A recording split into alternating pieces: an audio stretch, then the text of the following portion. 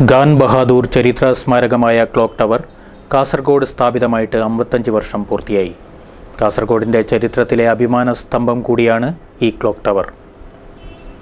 ഖാൻ ബഹാദൂർ മുഹമ്മദ് ഷംനാടിൻ്റെ ഓർമ്മയ്ക്കായി 1955 Kasaragod Thayalangadi railway station റോഡിൽ clock tower സ്ഥാപിച്ചത്. അന്ന് മലബാർ മദ്രാസ് പ്രവിശ്യയുടെ ഭാഗമായിരുന്നു. അന്നത്തെ മദ്രാസ് മുഖ്യമന്ത്രി കാമരാജ നടാരാണ് ഈ സ്മാരകം ഉദ്ഘാടനം ചെയ്തത്. 1955 മെയ് 1 ഇതിൻ്റെ ഉദ്ഘാടനം. 55 വർഷം പഴക്കമുള്ള ഈ ചരിത്ര സ്മാരകം നഗരസഭ കേടുപാടുകളില്ലാതെ സൂക്ഷിച്ചു വരികയായിരുന്നു. വർഷങ്ങൾക്ക് മുമ്പ് ക്ലോക്ക് ടവറിൻ്റെ സ്ഥിതി ദയനീയമായിരുന്നു. ഘടികാരങ്ങൾ നിലച്ച് സ്മാരകമായിരുന്നു ഇത്. നിലച്ച ഘടികാരങ്ങൾ ഇപ്പോൾ നഗരസഭ നന്നാക്കി. ക്ലോക്ക് ടവർ ചായം പൂശി ഇൻ്റർലോക്കിട്ട് കേടുപാടുകൾ തീർക്കുകയും ചെയ്തു. നഗരത്തിൻ്റെ നാഴികമണി കൂടിയായ ഈ സ്മാരകം കരുതലോടുകൂടിയാണിപ്പോൾ നഗരസഭ സൂക്ഷിച്ചു വരുന്നത്. കാസർഗോഡ് നഗരത്തിലെ അഭിമാന സ്തംഭം കൂടിയാണ് ഈ ഘടികാര നിലയം.